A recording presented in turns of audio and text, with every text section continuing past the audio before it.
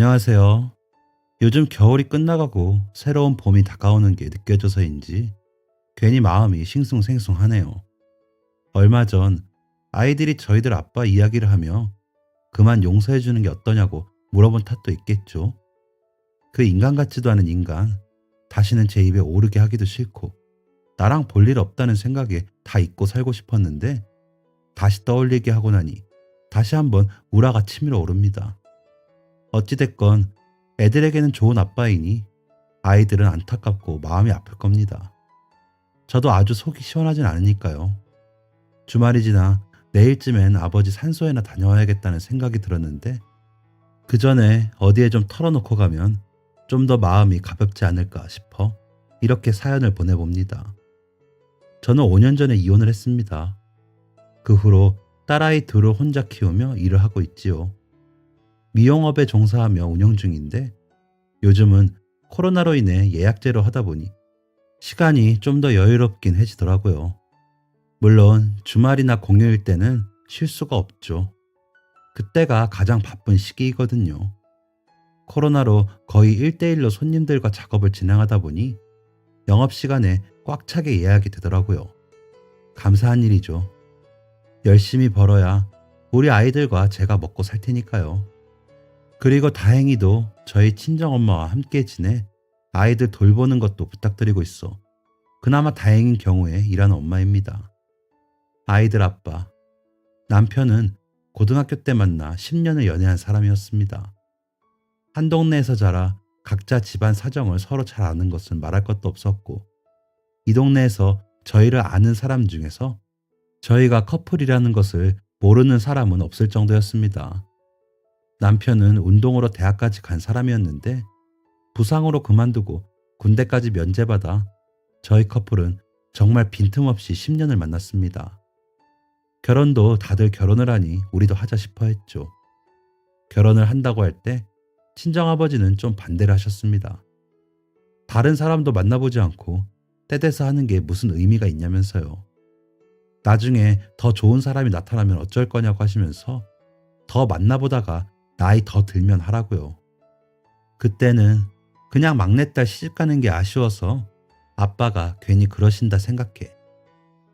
나 얘 아니면 결혼 안 할 거야 라며 방문 잠그고 단식 투쟁을 며칠 했습니다. 실은 그 안에서 다 먹고 있으면서 말이죠. 그냥 어릴 적부터 그렇게 하면 아빠는 제가 하고 싶은 거 다 들어주셨거든요. 미용 배우고 대학 안 간다고 할 때도 그랬고 비싼 물건 사고 싶을 때도 그랬고요. 그래서 그냥 그때는 통과 의례처럼 생각하고 그렇게 했던 것 같습니다. 그런데 그때 아빠가 제 앞에서 처음으로 우시면서 그놈 하는 게 좀 불안해 아빠는. 그래서 더 좋은 사람이랑 결혼하면 좋겠어 라고까지 하셨는데 아빠 잘 살게. 걔처럼 날 잘 아는 사람이 어디 있겠어. 너무 정들어서 다른 사람이랑 만나지도 못해 라며 아빠를 설득해 결혼을 했습니다. 아빠의 느낌을 더 믿어볼 걸 이라는 후회를 할 때는 이미 늦어버린 뒤였죠. 그 부분이 아빠에게 제일 큰 불효를 한 것 같아 지금 생각해도 마음이 아픕니다. 그저 단순하게 고2 때 만나 10년을 만나면서 너무 붙어다녀 당연히 결혼해야 한다는 생각만 했던 거죠. 결혼할 때쯤 남편은 휴대전화 판매를 배워 매장을 차렸는데 생각처럼 잘 되지 않아 첫째를 낳았을 때는 백수가 되었습니다. 아이가 태어나 살 것도 많고 필요한 것도 많은데 돈을 벌지 않고 있으니 집안은 거의 풍비박산이었죠. 일을 알아보려는 의지도 없었고 매일 저녁에 나가 새벽에 들어오면서 술만 마시고 다녔습니다. 처음에야 실패를 맛보고 아이가 태어나 환경이 달라지다 보니 마음을 못 잡아서 그런가 보다 하고 이해를 해보려고 했습니다. 매번 만나 노는 애들 누군지 저도 잘 아는 아이들이기도 했고요. 그런데 이게 6개월 이상으로 길어지며 애와 저는 나몰라라 하는 모습에 저도 그만 폭발하고 말았죠. 진짜 매일을 싸웠습니다. 일을 알아보던지 애를 보던지 선택하라고 하면서 매일 소리치고 울고불고 했었습니다. 그러면서 더 사네 못 사네 양가 어른들께도 연락이 가게 되었죠. 그때 저희 아빠가 남편을 데리고 나가 한참을 안 오시더라고요. 저는 내심 아빠가 너무 심하게 해서 남편이 반항하다가 일이 더 커질까봐 걱정도 됐었습니다. 그런데 몇 시간 뒤 나타난 아빠와 남편은 어깨동무까지 하고는 기분 좋게 들어오더라고요. 그러더니 거실에 널브러져 잠이 들었습니다. 술을 얼마나 마신 건지 아무리 흔들어 깨워도 일어나질 못하면서요. 다음 날 점심때가 돼서야 일어난 두 사람은 끓여놓은 콩나물국을 사발채로 들이키더니 아빠는 집으로 돌아가시고 남편은 내가 그동안 미안했다. 아버님이 소개해 주신 곳에 다음 달부터 일하러 가기로 했어. 생활비 빵꾸난 거는 아버님이 좀 도와주신다고 하시더라. 내가 앞으로 더 열심히 해서 갚을게. 라며 저에게 사과를 하더라고요. 그랬습니다. 아빠가 막내딸 먹고 살라고 남편 일도 소개해주고 술까지 먹여가며 달래신 거였죠. 결혼할 때 반대하셨다는 걸 남편도 알았기 때문에 아빠에게 대면대면 하던 남편이었는데 아빠가 그렇게까지 하시면서 살아보라고 하시니 내심 기분이 좋았는지 그날부터 저를 대하는 태도가 좀 달라지더라고요. 아빠가 돈을 좀 융통해 주시고 남편은 나가서 일을 하게 되니 생활은 안정적이 되었습니다.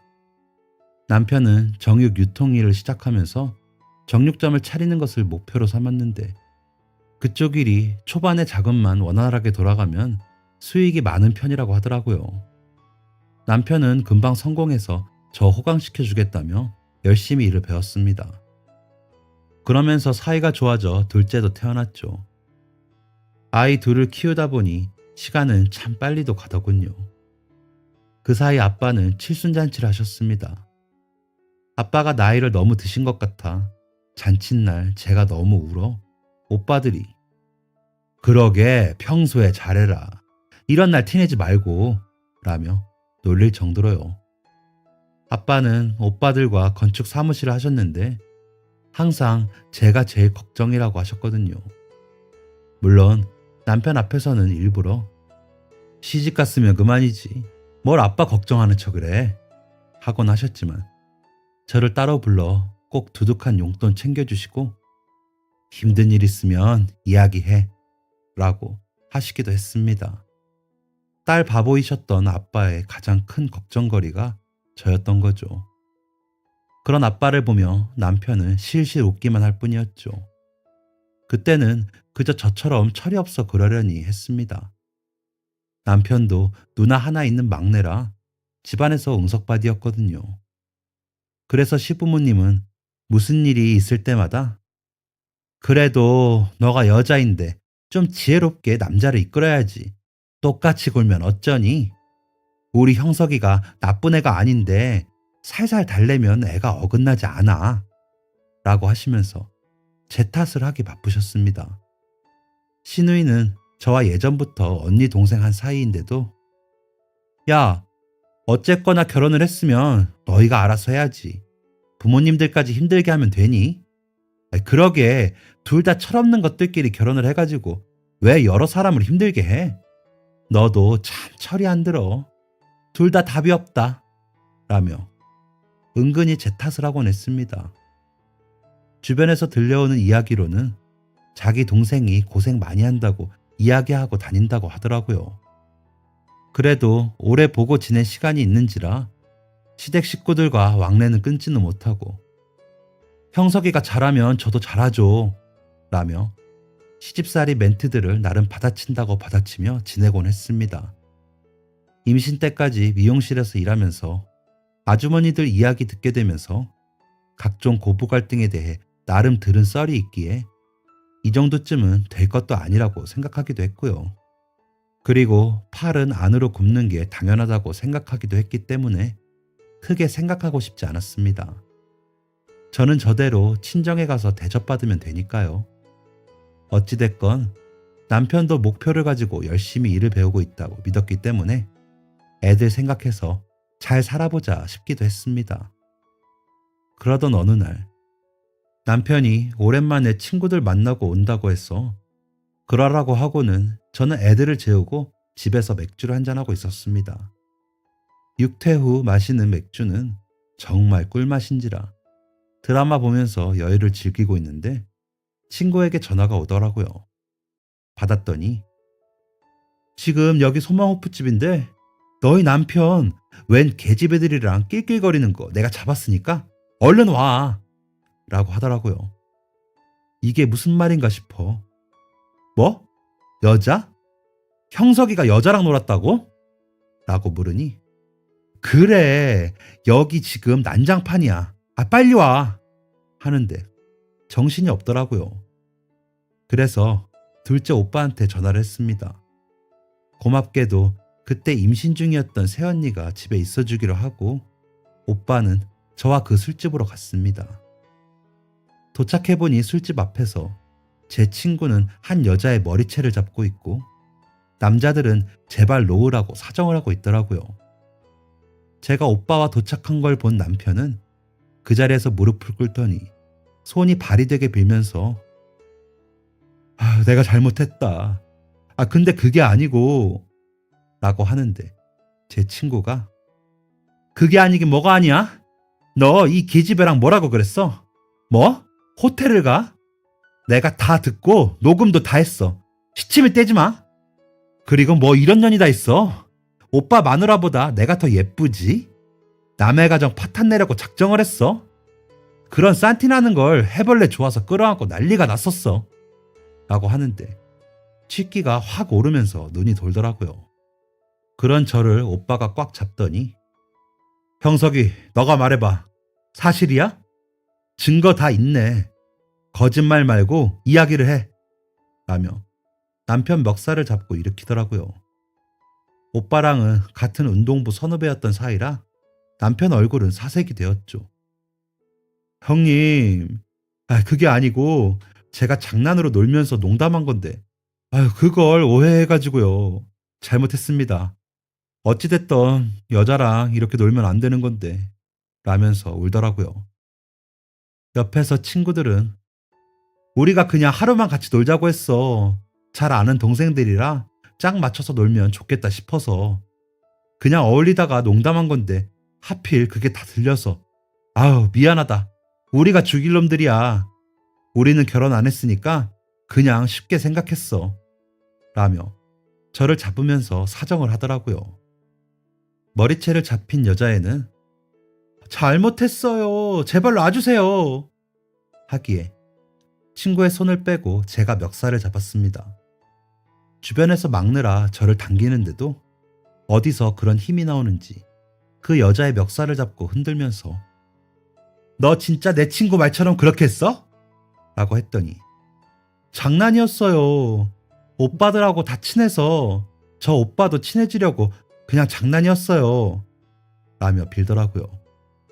같이 온 다른 친구들은 어디 갔어? 라고 물었더니 몰라요. 이 언니가 제 머리채를 잡자마자 다 도망갔어요. 라기에 그랬겠지. 너희들도 유부남이랑 그렇게 놀면 안 되는 거 알았겠지. 같이 엮이면 큰일 날 것 같으니까 도망갔겠지. 라며 잡은 멱살을 흔들었더니 살려주세요. 진짜 다시는 안 만날게요. 한 번만 봐주세요. 라며 큰 소리로 엉엉 울더라고요. 옆에서 친구는 나는 술집 아가씨인 줄 알았잖아. 아주 곧 살림 차리는 줄 알았잖아. 어디서 나이도 어린 게 겁도 없이 유부남한테 꼬리를 쳐. 아주 가관이었다니까. 라며 씩씩거리더라고요. 오빠는 잡고 있던 멱살을 세게 뿌리치듯 놓더니 가! 아주 망신스러워서 못 살겠다. 동네에서 이게 뭐하는 짓이야. 너희는 집에 가고 다신 형석이 만나지 마. 그리고 아가씨도 한 번만 더 나타나면 아가씨 인생 다 산 줄 알아. 이 동네 좁아서 한 다리 건너면 다 아는 사이인 거 알지? 아가씨 부모님도 얼굴 못 들고 다니게 할 수 있어. 라며 저와 제 친구를 차에 태우더니 형석이 너도 타. 라고 하더라고요. 친구를 집 앞에 내려주고 집으로 가는데 눈물이 터져 엉엉 울어버렸습니다. 너무 창피하고 서럽더라고요. 오빠와 남편은 아무 말도 없이 가다가 집 앞에 도착해서도 제가 눈물을 멈추지 못하자 오빠가 들어가. 애들 깨서 엄마 찾겠다. 그리고 내일 날 밝으면 올 테니까 그때 다시 얘기해. 오늘은 그냥 자. 라면서 저를 차에서 내리게 해주더니 집까지 데려다주고 세웠냐 가더라고요. 남편은 오빠에게 인사를 하고는 아무 말도 없이 거실 한 구석에 서 있더라고요. 진짜 꼴도 보기 싫을 정도로 화가 올라왔지만 아이들이 깰까봐 겨우 참으며 너는 이제 하다 여자 문제까지 일으키는 거야? 너는 진짜 쓰레기다. 내가 친구들 사이에서 창피해서 이제 어떻게 사냐? 나가서 그러고 다니는 거 알았는데 내가 너랑 어떻게 살아? 이게 처음인지 여러 번인지 어떻게 알고 너랑 살아? 라고 꾸역꾸역 말을 했습니다. 그러자 제 앞에서 무릎을 꿇더니 아니야, 진짜 처음이야. 나 요즘 걔들 안 만났잖아. 오랜만에 만나서 괜히 분위기 띄운다고 장난한 거야. 다들 미혼인데 나만 유부남이니까 분위기 망치기 싫어서. 그리고 진짜로 그럴 거였으면 내가 같이 총각이라고 하지 유부남이라고 밝혔겠냐? 아, 진짜 장난이었어. 그래도 그러면 안 되는 건데 잘못했다. 라며 싹싹 빌더라고요. 그런 남편을 진짜 마구잡이로 때리고 싶었지만 아이들이 깰까봐 걱정이 돼서 아무것도 못하겠더라고요. 아이들이 깨서 아빠가 저러고 있는 걸 볼까봐 걱정이 됐거든요. 어쨌든 아이들에게는 좋은 아빠였기에 그런 못난 모습을 보여주고 싶진 않았습니다. 그때가 큰아이가 7살이었고 작은애가 5살이라 다 알 것 같았거든요. 무릎을 꿇고 있는 남편을 발로 한번 걷어차주고는 아이들이 자는 방으로 들어가 누웠습니다. 잠은 한숨도 못 자고 날이 꼴딱 샜죠. 친구에게는 녹음 파일을 받아두었습니다. 다른 애들한테는 제발 말하지 말아달라고 부탁을 하면서요. 친구는 그런 거 뭐하러 이야기하냐? 걱정 마. 라고 했지만 소문이 날까 걱정이 됐습니다. 아침 일찍 신우이에게 톡으로 아이들 좀 데려가서 봐달라고 하면서 녹음 파일을 보냈습니다. 아무 대답이 없더니 아침 일찍 왔더라고요. 애들한테 하루 종일 필요한 물건들 싸주면서 애들 일어나면 고모랑 놀러 가자고 하면서 데려가 주세요. 했더니 잠자고 있는 남편을 발로 차 깨우더라고요. 곧 아이들이 일어나 밥을 먼저 먹이고 고모랑 놀고 오라고 내보냈습니다. 그러고 있었더니 작은 오빠가 큰 오빠랑 아빠를 모시고 왔더라고요. 남편은 사색이 되더니 잘못했습니다. 정말 장난이었습니다. 매일 일만 하다 보니 그냥 재미있게 놀고 싶은 생각에 제가 미쳤었나 봅니다. 라며 싹싹 빌더라고요. 큰오빠가 그런 남편에게 질문을 하려는 순간 벨이 울려 나가보니 시부모님이셨습니다. 시누이가 알렸겠죠. 저도 그러라고 일부러 녹음 파일을 보내기도 했고요. 사색이 된 시부모님이 들어서시면서 저희 아빠를 보시고는 아이고 사돈 이게 무슨 일이에요. 저희가 자식을 잘못 키웠습니다. 잘못했어요. 라며 머리 숙여 사과를 하시더라고요. 그러자 저희 아빠가 사돈 제가 천서방 믿고 딸을 맡겼는데 이렇게 배신을 하니 마음이 착잡합니다. 다른 것도 아니고 여자 문제가 생겼는데 어떻게 살겠습니까? 지금 애들 엄마는 알아누웠어요. 라며 역정을 내셨죠. 그러자 시어머님이 남자가 사회생활 하다 보면 이런 일도 있고 저런 일도 생기지 않습니까? 한 번만 눈 감고 넘어가 주세요. 이번이 처음이잖아요. 라고 하면서 무릎을 꿇고 있는 남편을 일으켜 세우더라고요. 그래서 어머님 바람을 안 피우는 남자는 있어도 한 번만 피우는 남자는 없다고 어머님이 그러셨잖아요. 이번이 처음 걸린 건지 그동안에 안 그랬는지 어떻게 알아요? 라며 제가 나서자 큰오빠가 형석이 너 확실히 말해. 진짜 처음이야? 내가 알아보면 다 알아볼 수 있어. 라고 물으니 남편은 진짜 처음이에요. 그리고 그냥 농담이었어요. 진짜예요. 라며 엉엉 울더라고요. 그런 남편의 눈물을 닦아주며 시어머니가 한 번이라잖아요. 한 번만 봐주세요. 앞으로는 절대 못 그러게 저희가 단단히 혼을 내겠습니다. 머리를 조아리더라고요. 그러자 아빠가 저한테 선영이 어떻게 하고 싶어?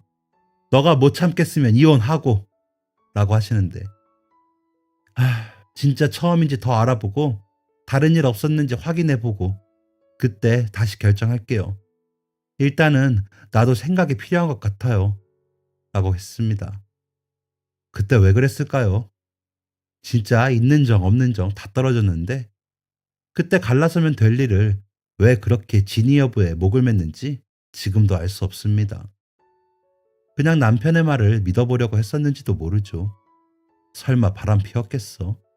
라는 생각도 있었던 것 같기도 하고요. 어쨌든 제가 그렇게 나오자 아빠와 오빠들은 돌아갔고 시부모님은 남으시려고 했지만 그만 가주시라는 제 말에 가시더라고요. 신우이에게 애들 좀 내일까지 봐달라고 부탁했습니다. 둘이 남자 남편은 다시 무릎을 꿇더니 진짜야 그렇게 여자들하고 논 거 처음이었어.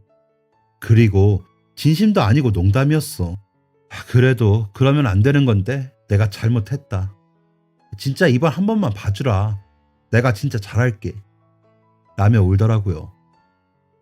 그래서 내가 무슨 수를 써서라도 너 그동안 무슨 짓거리를 했는지 다 알아낼 거야. 이 좁은 동네에서 그런 거 알아내는 건 일도 아니야. 그리고 나서 이야기하자. 하고는 남편 친구들에게 톡으로 녹음 파일을 보내고 아는 거 있냐고 물었습니다. 모르겠다고 답을 하는 친구들도 있고 답을 안 하는 친구들도 있더라고요. 그러는 와중에 큰오빠에게 전화가 와서 받았는데 아빠가 쓰러지셨다는 겁니다. 집에 도착하셔서는 속이 답답하다고 하시면서 좀 누우신다고 들어가셨는데 억하고 소리가 나서 들어가 보니 의식이 없으시다고요. 병원으로 달려가 보니 아빠는 응급수술을 들어가셔야 한다고 다들 정신없이 움직이고 있더라고요. 평소에 고혈압이 있으신 아빠라 약을 드시는 건 알았지만 심장이 안 좋으신 줄은 몰랐는데 심근경색이 온 것 같다고 의사 선생님이 그러셨다 하더라고요. 그러면서 최근에 무리하시거나 스트레스 받은 일이 있었냐고 하시고요. 아빠가 이렇게 된 게 다 저 때문인 것 같아 너무 마음이 아팠습니다. 남편에 대한 원망도 더 커지고요. 그래서 남편에게 꼴도 보기 싫으니까 꺼져. 너희 집으로 가든지 그년한테 가든지 내 눈앞에서 사라져. 겨우 사람 구실하게 해줬더니 어디 그딴 짓을 저질러서 우리 아빠까지 이렇게 만들어? 가버려! 라고 소리를 지르며 달려드는데 작은 오빠가 말리며 형석이 너는 일단 가서 애들 봐. 여기 수습되는 대로 연락할게. 하더라고요. 그러자 주섬주섬 가는데 얼마나 꼴보기가 싫던지. 그러면서도 제 스스로가 너무 싫었습니다. 아빠를 힘들게 한 건 어쨌든 저니까요. 제 걱정에 얼마나 힘드셨으면 쓰러지시기까지 하냐고요. 지금도 그런 생각을 하면 너무 죄송하고 아빠가 그립습니다. 어찌됐건 아빠는 5시간 정도의 긴 시간 수술을 진행한 끝에 수술실에서 나오시게 되었습니다. 중환자실로 가셔서 하루에 2번 면회 시간에만 뵐 수 있었죠. 그날부터 아빠의 병원 생활은 시작되었습니다. 엄마와 저는 매일 아빠 병원에 갔습니다. 그런 저희를 실어 나른 건 남편이었죠. 오빠들은 아빠가 안 계신 회사 일을 처리하느라 바빴고 남편 일은 특성상 새벽에 출근해 늦어도 오전 11시면 일이 끝났기 때문에 함께 병원에 갈 수 있었던 거죠. 아빠가 일반 병실로 옮기시면서 남편은 아빠를 물에 젖은 수건으로 닦는 일부터 온갖 힘든 수발을 본인이 나서서 했습니다. 유치원이 끝나면 시부모님 댁으로 하원한 아이들을 데리고 오는 일도 남편이 다 했죠. 진작 좀 이렇게 잘할 것이지. 이제와 이러는 모습에 더 꼴보기가 싫었습니다. 하지만 일단 아빠가 회복하시는 게 먼저니까요. 그러다 아이들과 직접 통화하고 연락하기 위해 큰애에게 핸드폰을 해주게 되었습니다. 아무래도 시부모님 전화로 전화해 아이들 바꿔달라는 것도 한계가 있더라고요. 시부모님과 그날 이후로 더 어색해졌거든요. 아이들도 저에게 편하게 연락도 못하고요. 엄마가 곁에 없는데 통화라도 쉽게 하게 해주고 싶었거든요. 그래서 아이들이 사용할 수 있는 걸로 개통을 해주었습니다. 핸드폰이 생기자 큰애는 사진도 많이 찍고 동영상도 찍어 저에게 보여주곤 했습니다. 동생이랑 노래랑 춤을 추면서 녹화를 해 보내주더라고요. 자기는 이렇게 잘 지내니 너무 걱정 말라고 하면서요. 외할아버지가 편찮으시다는 걸 이해한 것 같아 마음이 아프기도 했고 기특하기도 해 밤에 아이가 찍은 사진과 동영상을 같이 보며 이야기를 나누다 잠이 들곤 했습니다. 남편하고는 여전히 어색하게 지냈지만 남편이 제가 말하지 않아도 척척 도와주는 것에 약간 마음이 누그러들기도 했습니다. 아빠만 일어나시기만 하면 될 것 같다는 생각도 들었습니다. 하지만 저의 이런 바람은 이루어지지 않더라고요. 이래서 있을 때 잘하라는 말이 있나 봅니다. 아빠는 일반 병실로 옮기고 나서도 의식을 찾진 못하셨습니다. 중환자실에서 할 수 있는 조치는 다 이루어져 더 이상 머무는 게 무의미하다고 일반 병실로 옮긴 거여서 저희는 매일이 살얼음판 같았습니다. 아빠 곁에서 매일 기도하는 일 말고는 다른 일이 없더라고요. 그러다 어느 날 갑자기 정신이 돌아오기를 바라고 바랬습니다. 병실에는 오전에 제가 있고 오후부터 밤에는 엄마가 계셨는데 그러다 아빠 상태가 좋지 못해 저도 늦게까지 있게 되었습니다. 오빠들도 일을 마치고 오고 남편도 아이들 저녁 먹이고 다시 병원으로 오고요. 의료진들이 아빠 병실을 드나들며 바빠지자 저희 온 가족은 정신이 없었죠. 저와 엄마는 손을 맞잡고 기도만 했습니다. 그러다 아빠가 진정이 되셨는지 의사 선생님께서 고비는 넘기신 것 같습니다. 안정이 되긴 했는데 좀 더 지켜봐야 할 것 같습니다. 라고 하시더라고요. 저희는 탄식을 뱉어내며 서로에게 기대어 울었습니다. 그때 핸드폰 진동이 울려 보니 아이들이더라고요. 엄마, 오늘은 이렇게 놀았어요. 할아버지랑 할머니가 이렇게 놀아주셨어. 아빠랑 심각한 얘기 하셨는데 내가 다 찍었다. 라며 사진이랑 동영상 서너 개를 보냈더라고요. 그래서 이따가 봐야지 싶어 보진 않고 답장만 보냈습니다. 엄마가 내일 아침에 유치원 데려다 주러 갈게. 오늘은 할아버지네서 자. 엄마가 사랑하는 거 알지? 사랑해. 라고 답장을 보냈고 핸드폰을 주머니에 놓고 신경은 아빠에게 쏟아져 있었습니다. 아빠가 어느 정도 안정을 찾으신 걸 보고 밤늦게 집에 도착해 아이들 방에 누워 잠을 청했습니다. 남편은 새벽 5시에는 일어나야 하니 도착하자마자 거실 소파에 쓰러져 잠을 자더라고요. 그런 남편에게 안쓰러운 마음도 들었지만 아빠가 저렇게 되신 건 남편과 제 탓이라는 생각에 마음이 풀리진 않더라고요. 자려고 누워 알람을 맞추려고 보는데 아이가 나도 엄마 사랑해. 내일 만나요. 라고 답장을 보냈더라고요. 언제 이렇게 컸을까 싶어 기특한 마음이 들고 미안하더라고요.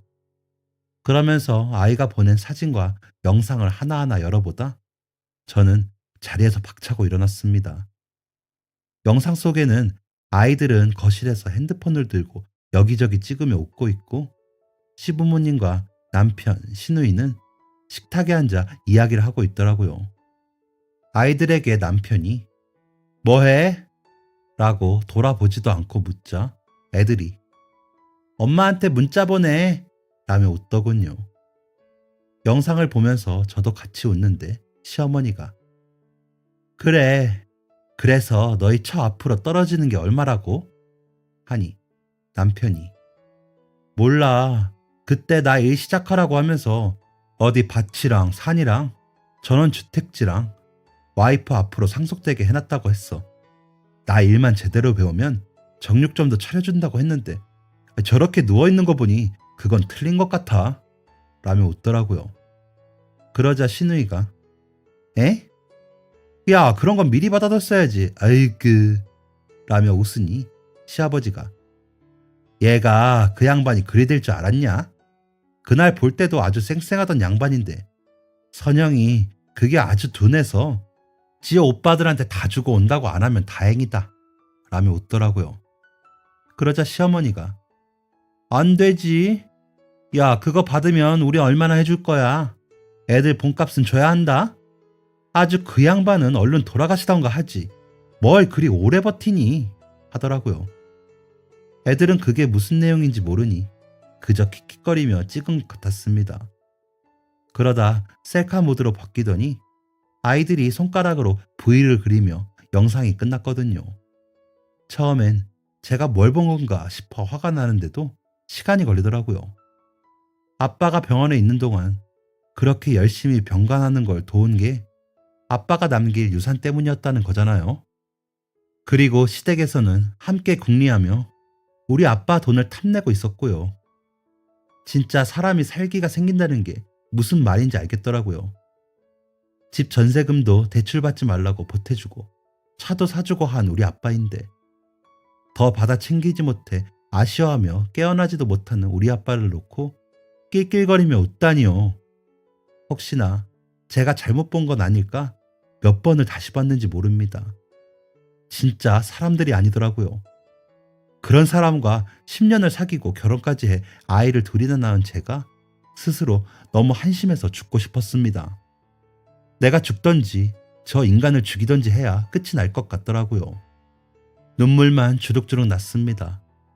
진짜 한 집안에 저 인간이랑 있다가는 무슨 일이 날 것 같더라고요. 날이 새길 기다렸다가 시댁에 가서 아이들을 데리고 나왔습니다. 시부모들도 인간처럼 안 보이고 표정을 어떻게 해야 할지 모르겠더라고요. 일단 아이들은 유치원에 보냈습니다.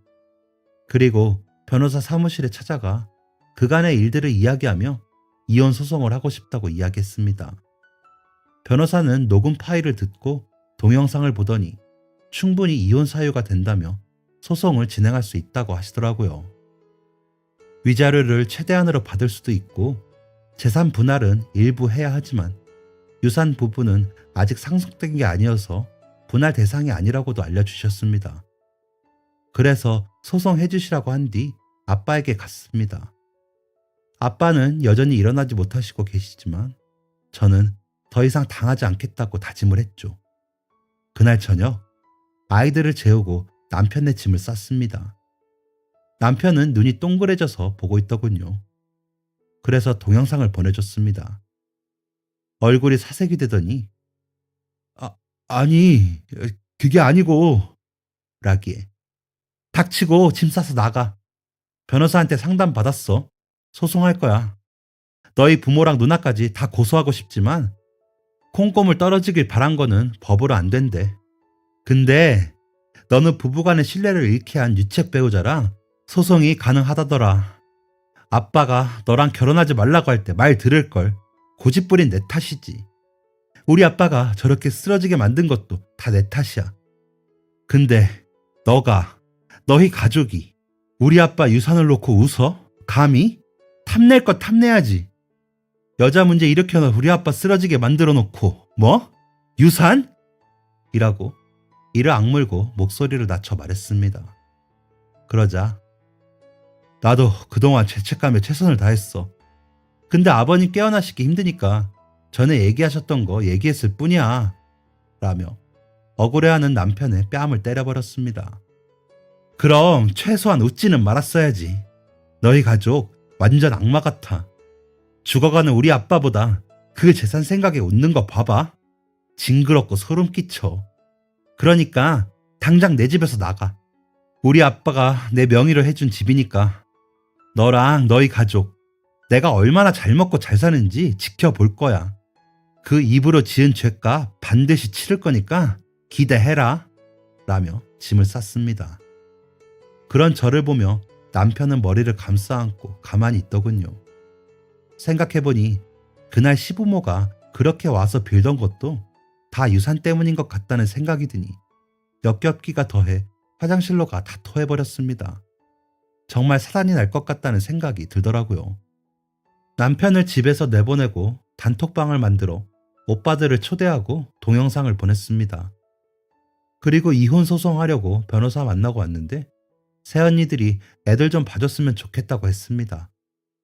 그러자 오빠들은 애들 유치원 가 있는 시간에만 병원에 있고 일찍 들어가서 애들 돌보라고 하더라고요. 나머지 시간은 새언니들이 번갈아 가면 되고 오빠들도 가겠다면서요. 그리고 이혼 소송은 같이 더 알아보자고 하더라고요. 오빠들에게도 너무 미안했습니다. 그래서 미안하다 했더니 큰오빠가 그런 일이 없었으면 더 좋았겠지만 어떻게 모든 게 다 너랑 형석이 탓이겠니? 아버지도 건강관리에 소홀하셔서 걱정을 했었잖아. 그런 소리는 하지도 말아라. 괜히 죄책감 가질 거 없어. 그렇게 따지면 우리 모두 죄인이다. 라며 위로해 주더라고요. 그러자 둘째 오빠도 그 새끼가 나쁜 새끼는 맞지만 형 말이 맞아. 그 새끼만 철이 없는 줄 알았더니 그 집 식구들이 다 나쁘다. 이혼해. 그리고 그 새끼 일도 못하게 할 테니 그런 줄 알고 라고 하더라고요. 그렇게 시작된 이혼 소송은 생각보다 치열했습니다. 아이들 친권과 양육권, 양육비를 놓고 다툼이 많았죠. 그쪽 변호사는 아이들을 돌보기에 제가 직업이 없어 부양 능력이 없다는 이유로 아이들을 데려가겠다고 하더라고요. 그래서 남편 퇴직 증명서를 제가 제출을 하고 저는 사업자를 내서 점포를 낼 거라고 보여주었습니다. 마침 아빠 건물에 빈 상가가 있어 다행이었죠. 그 결과 아이들 친권과 양육권은 제가 가져왔고 양육비도 한 아이당 70만 원씩 140만 원을 받게 되었습니다. 위자료는 3천만 원을 받게 되었고 재산 분할은 7대 3의 비율로 그쪽에게 전세금 일부만 주게 되었습니다. 면접 교섭권이 인정되어 한 달에 2번 1박 2일로 남편과 아이들이 만나기로 했고요. 그렇게 이혼을 한 뒤 4개월 정도 되었을 때 아빠는 돌아오지 못하시고 떠나셨습니다. 마지막 대화가 자꾸 떠올라 마음을 맺혀 한동안 정신을 못 차리고 아이들 돌보는 것도 힘들 정도로요. 그동안 전셋집은 나가서 남편에게 돈을 보내주는데 얼마나 분하던지 며칠을 잠도 못 잤습니다. 그런 저를 지켜보시던 엄마가 내가 애들 봐줄 테니까 진짜로 일을 해. 그래야 너도 애들도 살겠다. 애들이 무슨 죄니? 하시더라고요. 남편을 잃은 슬픔보다 딸 걱정이 먼저인 엄마를 보며 더 이상 무너질 수 없더라고요. 그래서 가게를 차렸습니다. 장사는 꽤나 잘 됐습니다. 아이들은 잘 커졌고요. 엄마가 고생하셨죠. 저는 일을 시작하니 잡생각이 많이 사라져 그나마 정신이 차려졌습니다.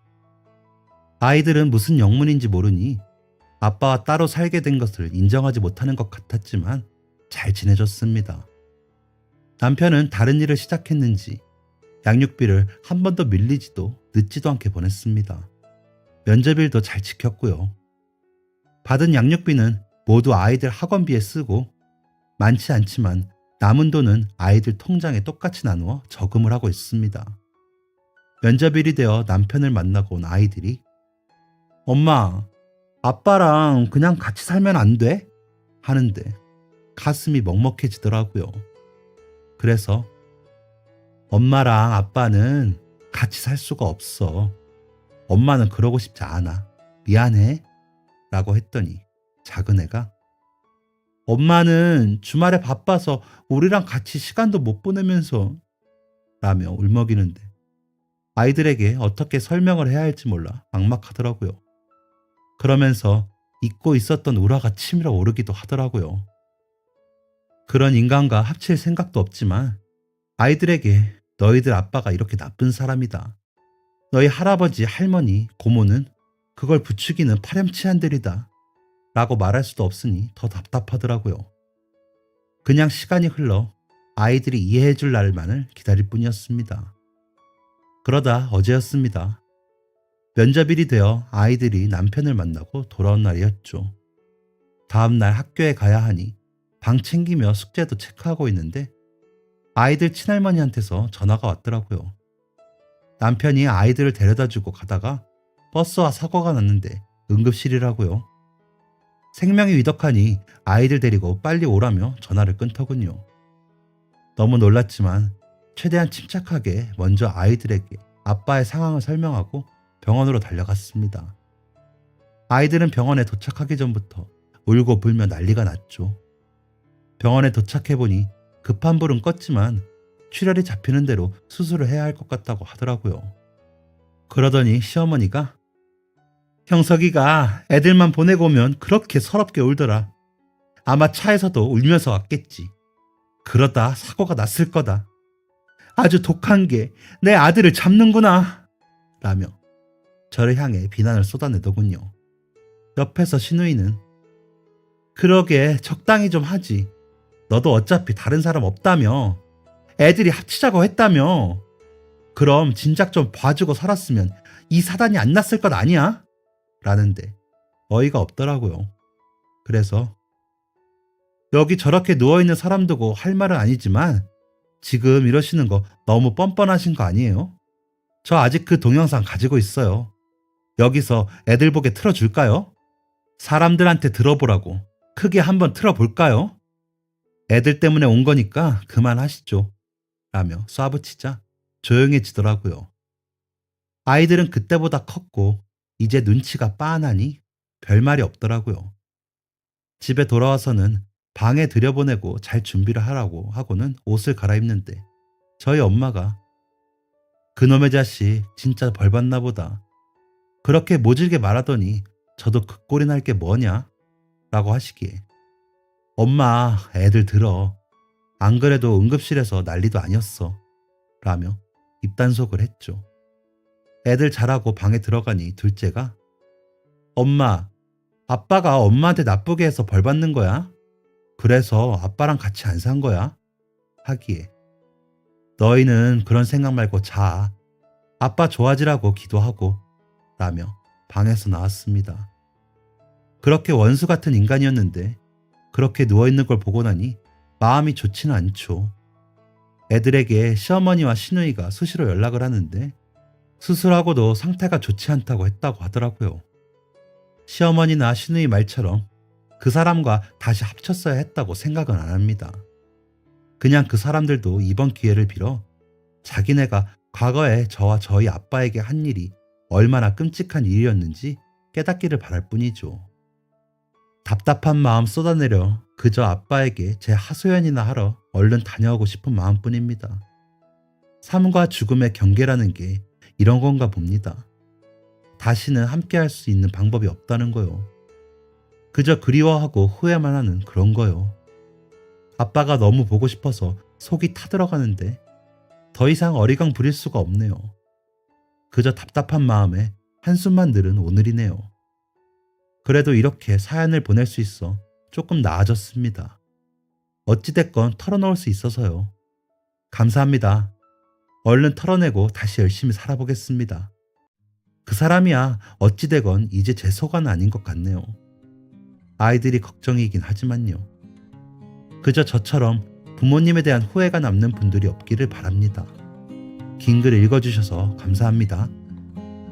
지금까지 사연 들어주셔서 감사합니다. 사연이 재밌으셨다면 구독과 좋아요를 눌러주세요. 감사합니다. 안녕히 계세요.